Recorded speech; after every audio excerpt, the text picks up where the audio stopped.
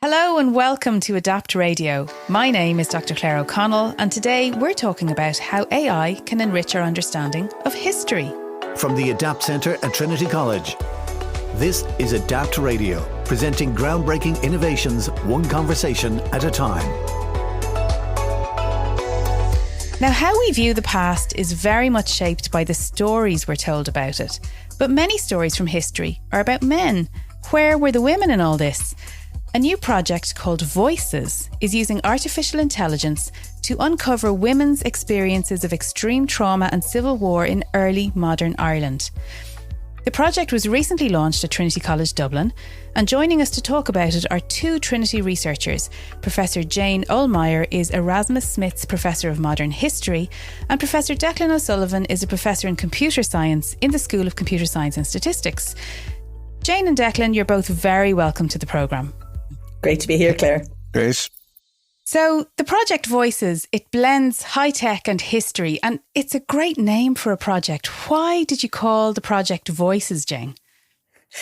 Because we literally wanted to see if we could hear the voices of these women who've been hiding in plain sight. Now, of course, Claire, there are no recordings from the 17th century. So it's more looking at those records and imagining their voices rather than actually hearing them. And I really wanted to focus on non-elite women as well. The sort of what ordinary women in inverted commas who are even less visible than elite women. So I'm glad you like the title. And why that period in early modern Ireland in particular, that period around the 17th century? What was happening then that made you want to look at it? Well, there's two reasons. One, a very practical one. I just finished a book called Making Empire, where I'd realised that women have a hugely important role to play, both as promoters and as colonisers, but also then as resistance, leading resistance to colonisation and imperialism. And so it was a very personal project at that level. But then, of course, this period is very much a transitional one between the medieval world and the modern world. And to fully understand the modern world, you really have to go back to the 16th and 17th century, because it's during this period the foundations are laid. So it was for me, it's just a transformative era. Declan, can you tell me a little bit about the approach you're going to take to looking at the data from way back then in the 16th and 17th centuries? Yeah, the data is vast, right? But it's unlocked and it's kind of locked up at the moment in terms of physical manuscripts. And so the first task that we really need to do is to unlock that, get the text into something that we can work with, into data. And so we're using a tool called Transcribus, which is a machine learning AI kind of approach to analyzing handwriting and turning that handwriting into actual text and tokens that we can actually deal with. And so that's the first task, is really getting access to the actual data in its own right. And then everything builds from that. We have a pipeline that we start to look at to see, okay, well, what's the particularly interesting pieces of data that we want to pull out, that we want to call out, that we want to find, and then connecting those data items together into what we call a knowledge graph, which is a way of representing the data in a network of data, a bit like social network analysis, if you're familiar with that, where you essentially have data items like a person and they have a name and they have an occupation, they have a place where they were born, and you can then connect to other people who are born in that place and so on, right? So that knowledge graph then becomes a substrate for us to work with the data coming from many, many different sources over many different periods in many different shapes and sizes, and extracting particular pieces of data that we can then apply meaning to and interpret, and then go and analyse and pull out stories and so on. So there's a lot to unpack there, Declan. You talk about sources of data, and Jane, you were talking about the need to find the stories of the non-elite women in there. So where are those sources at the moment? Are any of them already online? Have they been digitised? Or where are you going to be finding those texts and handwritten documents? It's a combination of both, really, isn't it? Yeah. Yeah, so I think, to begin with, we're only going, 6 months at this stage, but we've started with some data that had already been structured in that sense, that had been transcribed, and some analysis had been done on it, had been presented in sort of CSV files, if you like. And the great rich source, and Jane was the key PI in this many years ago, the 1641 depositions they were called, and maybe Jane can explain a bit more about the actual, what that tells us in the history of it. But from a computer science point of view, it meant that we already had a starting point, if you like, people that were identified, some characteristics about those people. And so we could start to already build a knowledge graph. So we already have a proof of concept, if you like, undertaken, where we've uplifted from those set of spreadsheets, if you like, that were developed many years ago, and put that into our knowledge graph. But, now we're moving on to sources that haven't been digitized as yet, haven't been transcribed, haven't gone through the process that was essentially quite a heavy manual process at the time for the 1641 depositions. Jane would be able to comment about how many person hours were used in actually getting that into a shape that even could be analysed via a spreadsheet. And so the hope here is that as part of the pipeline, as part of the approaches and the technology that we're looking to bring to bear here, that we're trying to scale up essentially the number of sources, the number of diversity of sources that we can essentially deal with and analyse. Does that, Jane, you know more about the 1641? Just the 1641. So 1641, that was a project that dates back, oh my goodness, to 2010. And it took 3 women working full-time for 3 years to fully transcribe and mark up 8,000 depositions, which are all here in Trinity. And these depositions basically are witness statements regarding a major rebellion that broke out in Ireland in 1641. And of the 8,000 deponents, nearly 1,000 of them are female, and then thousands of women are mentioned. And what's so important about them is they're non-elite women, these women that we're really chasing in voices. So can you imagine how long that took us? And using Transcribas and artificial intelligence, that project could probably be replicated in a matter of months, even weeks, Claire. It makes me feel sick just saying that and thinking that way. And so when it comes to these new bodies of record, so the digital data that we do have, let's focus on that for a moment. We've got the 1641 depositions. We have fabulous records of debt and credit called Records of the Statute Staple. We also then have other digital resources that form part of the amazing virtual record treasury of Ireland, which is our colleagues have been reconstituting the archive that was blown up in 1922. And I'm particularly interested in the landed records in the virtual treasury, something called the Books of Survey and Distribution, which basically tell you who held land in 1641, 1670, and then again in 1704.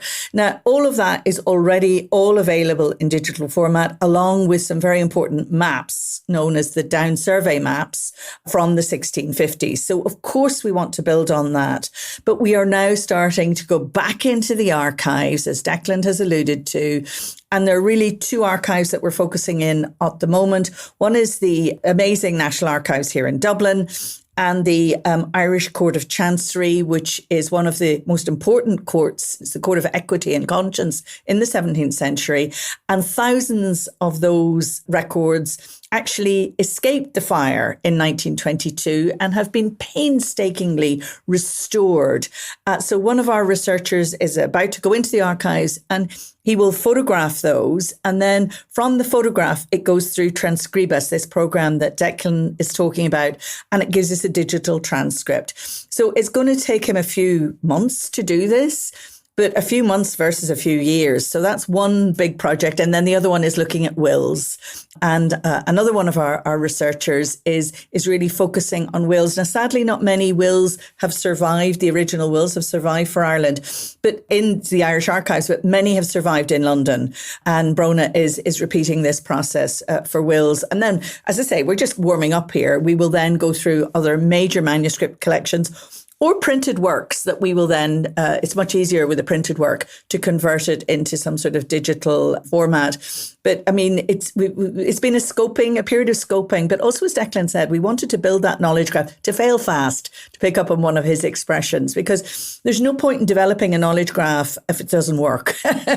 and we were very keen to test that technology quickly. But I think we're both very happy with the initial findings. Brilliant. Are there any challenges with going back to documents that are from centuries ago, when maybe even the way words were spelled or phrases had different meanings, etc.? How do you overcome that challenge when you're using machine learning? When you're a human, you can look at something and you can make sense of it slowly, but you can make sense of it. But how does machine learning do that? You're right. It's dirty data. I mean, there's no consistency around spelling, around grammar, around punctuation.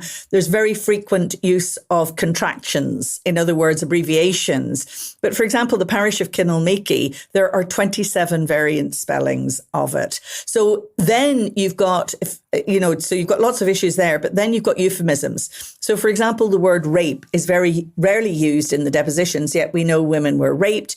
So they will either say, they were deflowered, they were ravished, they were badly used, they were taken by the hair. So there are all of these euphemisms then that we have to, and I'm coming to Declan, and now over to you, Declan, how we actually, turn that into a spreadsheet that the knowledge graph can help us interrogate this stuff. Yeah, and I think a key to that is accompanying a knowledge graph, we have essentially a schema, right? Which is like a conceptual way of considering, a way of classifying words, if you like, right? So violent events, or, being able to describe property loss and so on in a very generic kind of classification kind of sense. And that provides us a schema, essentially, to sort of say, it helps drive figuring out what are the kind of things we're looking for in the data. But also then once we start to find words and terms, we can then classify them against the scheme, the conceptual schema. So in that sense, with those different words, for example, we can essentially treat them as a bag of words, if you like, that we can then associate with a concept, right? Because a lot of the, I suppose, interrogation of the data will be not so much down on individual terms because of the problem that you mentioned, so many different ways of expressing the same issue. But you're going to find the historians looking from a conceptual point of view to say, okay, well, tell me the violent events that happened in this area in this period of time. And they're not going to initially be so concerned about, tell me all the events with this term.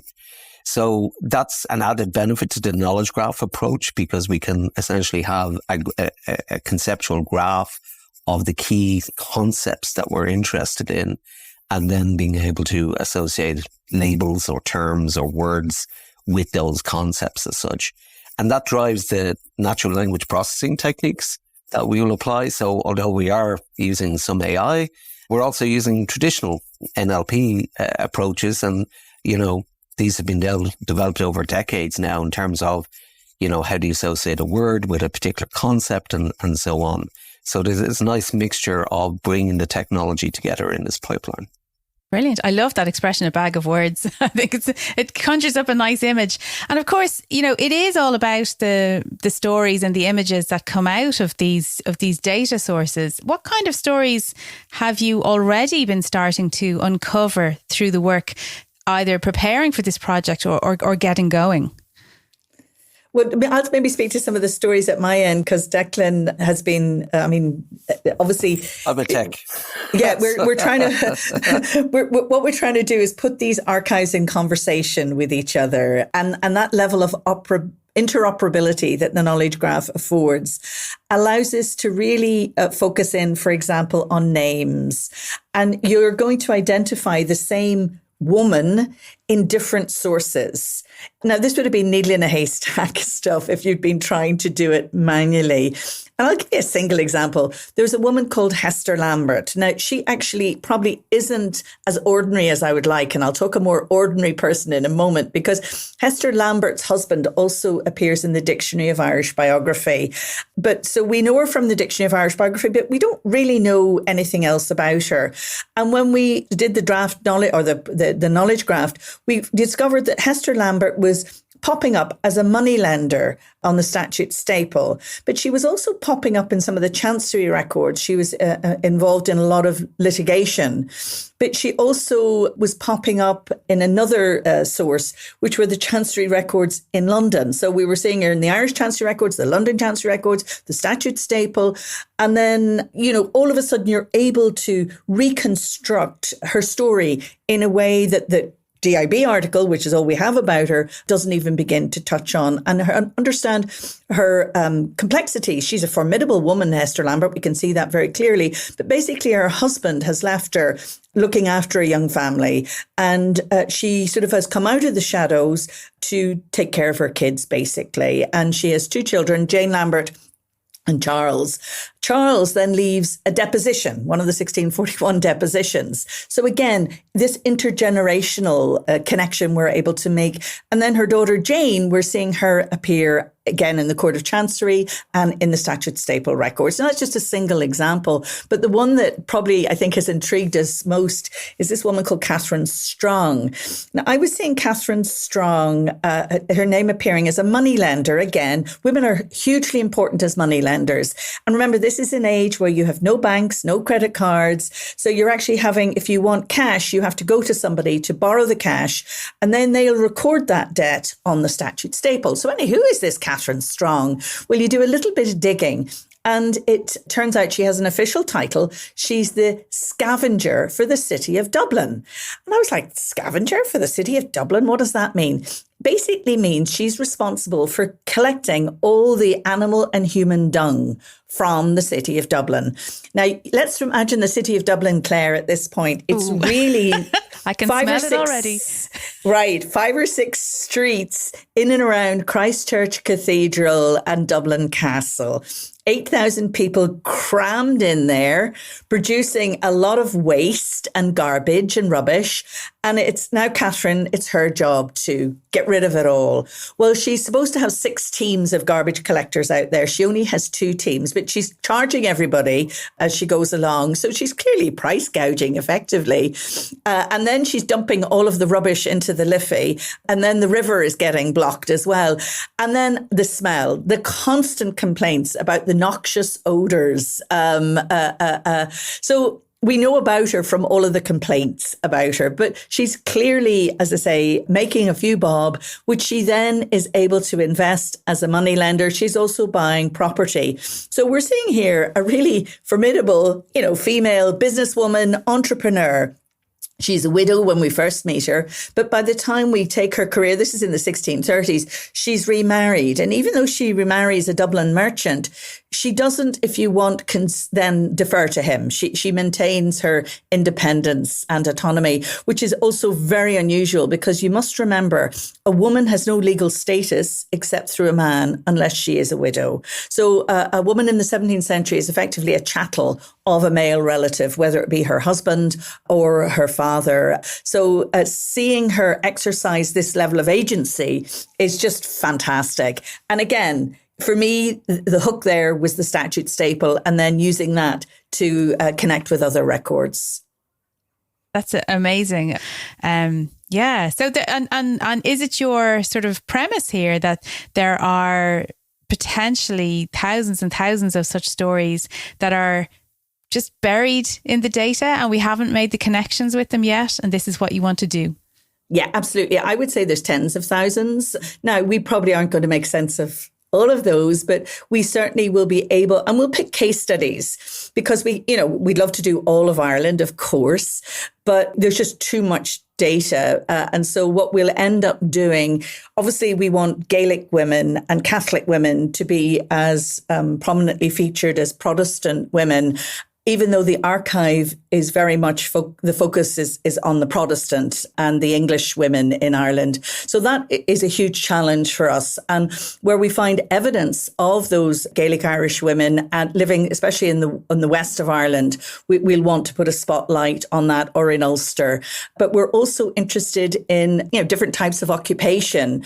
And that might be women working as labourers and their relationship with the land and with farming, as market gardeners. We're very interested in their engagement with trade. So, for example, they might be working with their husbands as tanners. We see them, all over every aspect of the early modern economy. And so, as I say, we'll take examples, case studies that hopefully capture the richness and diversity. And all of this then will be published online. And it opens up this archive then for other researchers then to do their own case studies and their own research based on the knowledge graph and the material that we're collecting. I was going to ask you about that. So these digital archives that you are creating as part of the project that you're generating, these will be available to other researchers, other historians, other people who have an interest in this kind of way of looking at history. That's amazing. And Declan, from your perspective, how can you support other historians who want to take this approach? Will your instructions on how to make a knowledge graph, for want of a better term, be out there too? Is that something that you'll be sharing with the international community? Yeah, I think it's really important. And in fact, some of the approaches that we've been taking here underpin essentially the knowledge graph we have to create for the virtual record treasury of Ireland that Jane referenced there a minute ago. And that came out of the Beyond 2020 project, Beyond 2022 project. And in that sense, the approach that we took in terms of how we worked with the historians in developing that knowledge graph was something that we essentially are applying now with Jane as well. But we're now only really in the position to start to go, right, now we're comfortable enough with the process and the methodology that we're using that we start to share that out there in terms of a process and an approach, a way of doing it, because in that sense, we've some good experience now having worked with two different teams and looked at, the pros and cons of the approaches that we've taken to date. We're hoping to share that. And I think in general, anyway, that's the approach Jane is very keen to follow, is especially when we're starting to move and use potentially more novel techniques here, for example, generative AI, and exploring that. And these tools are essentially more directly programmable or usable or configurable by the historians themselves, right? But there's huge challenges in how you actually, in that sense, the methodologies yourself build up to see what's successful and what's not, and so on.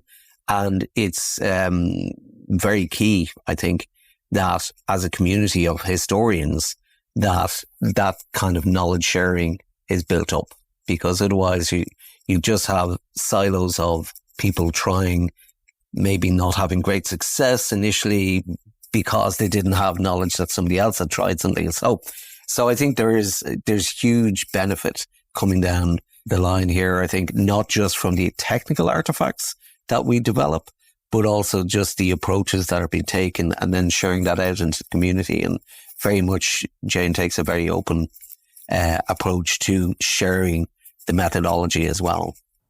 Completely, Declan. And it's the methodology, it's the ontologies themselves that we'll develop, we'll share. And I think this is where, using Ireland as a case study, hopefully it'll be very transferable into other geographies and other time periods if we can develop this, which is obviously something that we will do. I also just want to go back and say about the collaboration with Declan from the very outset. Everything we do is open source. everything we do is transparent, because I think that's really important to both of us. I know and we have many conversations about this.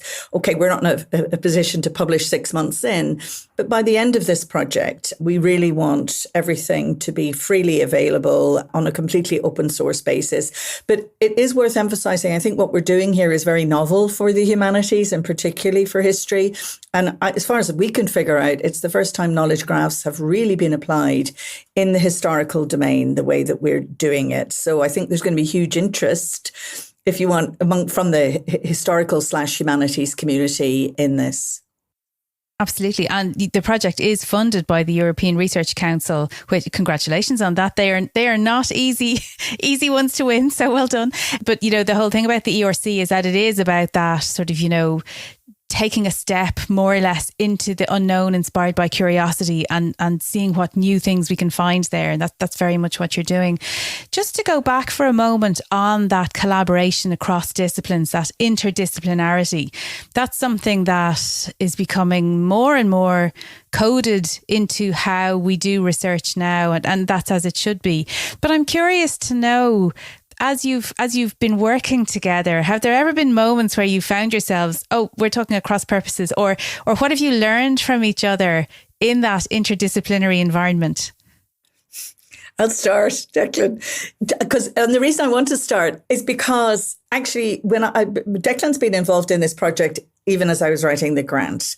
And I think that's the most important thing or lesson I have learned. I've been collaborating with computer scientists since 2004, really, in the context of the 1641 depositions. But it was the first sort of deep collaboration with Declan. But I knew that this project was, if you want, high risk, high gain, and it would only succeed if it had a really novel, technical, logical component to it. So, I have found it an absolute pleasure to work with him. And there's such a high level of respect and trust. And I know that if Declan says it's worth doing and he understands it, I may not, Claire, but the fact he does, as I say, then I'm absolutely happy to do it and go for it. So for me, that's one of the most important lessons has been that. But I also would say computer science love to reduce everything to spreadsheets. So we're all now fully spreadsheetable in a way that we were before. It takes time, though, to really appreciate and understand. And I think that's at both ends. But there's a wonderful knowledge engineer who's working on the knowledge graph, a former student of Declan's. And then we've two historians. And we will continue to add to that team and bring in a literary specialist and also somebody who does some number crunching. And then a natural language processor, I think, is coming in at the technical end. But it takes time to build a team. And I think you have to be willing to invest the team. But I know this project would not be what it is without that collaboration, which is, to my mind, extremely deep. And we meet weekly. And I'm deeply grateful to Declan, who from the very beginning bought into it and has given his time, his knowledge, his expertise with such generosity. You're right, Kanja. But from our point of view, the collaboration is the key word here, right? There are some digital humanities projects where you'll see this CS or the computer science or the IT guys essentially are a service in some sense to the project. But this truly has to be, it only really works from our point of view where we're getting something out of it as well. And in particular, from this knowledge graph perspective, which is the research domain that I'm working as a computer scientist, it's very much looking to see how can we enable more direct access and involvement of historians with the technology itself, right? Rather than it being mediated through a knowledge engineer. Because a lot of the tools related to the knowledge graph technologies at the moment are very much designed for knowledge engineers, computer scientists in some sense to operate with. And so both with this and the VRTI, the Virtual Record Treasury of Ireland projects, the collaboration, what I'm getting out of it is that ability to understand, hopefully try and understand a bit better what's important, what would work in terms of technology and how do people interact with it and the engagement with it and so on. So that we can, in that sense, tailor the tools and develop tools that eventually maybe by the end of this ERC, it's actually, we'll be moving away from spreadsheets, which is currently a very pragmatic way that we can engage with the historians, to a scenario where they're already altering the knowledge graph themselves, changing the schema themselves, being able to add in new data sources, zero touch from a computer scientist, knowledge engineer point of view. So the real benefit here with these interdisciplinary projects is where there's a win-win from both disciplines, if you like. And that's why I really like to engage with these kind of projects. And they're great people to work with. So I find it fascinating, just the subject material, and what I'm discovering as well as a byproduct is just amazing. Just to say that the reciprocity that Declan just touched on, of course, is key. But we're also very lucky in Trinity because we've got two big institutes that we're both based in. So I'm based in the Trinity Long Room Hub, Declan's in ADAPT, and there's this reservoir of knowledge and expertise that we're able to tap into, as well as hugely supportive colleagues at either end who are really, they want to set you up to succeed. So it means that you're not dealing with the bullshit. I mean, somebody is there really doing everything possible to allow us to focus on the research. And I appreciate that hugely. And I think it's one of the great advantages of working here in Trinity are these amazing institutes or SFI centres in Declan's case that we're very privileged to be part of. Jane, is generative AI part of the mix in the technology here?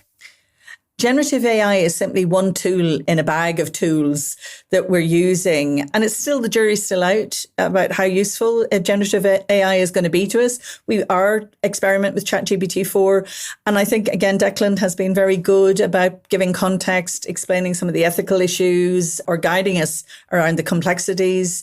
And I think that it's such a fast-moving space. I can't imagine, Declan, that by the end of this project, we will not have engaged with generative AI. Sure, we can always come back next year and and talk about generative AI, because I'm sure we will be at that point. Yeah. Jane and Declan, thank you so much for telling us about the Voices project. And it sounds like some of the stories that you're uncovering could have their own Netflix series in the future. And if you'd like to find out more about Voices and the work that Jane and Declan are doing, you can find lots of information in the show notes. So that's it for our podcast this time round. Until next time, from myself, Claire O'Connell, Slán, and thank you for listening. The Adapt Radio podcast is brought to you by the Adapt Centre at Trinity College Dublin. Find out more about their extensive research work at adaptcentre.ie. Join us next time to hear about more groundbreaking innovations. To get new episodes automatically, just click the follow button on your player right now. The Adapt Radio podcast is produced by dustpod.io with episodes monthly on Apple, Spotify, and wherever you get your podcasts.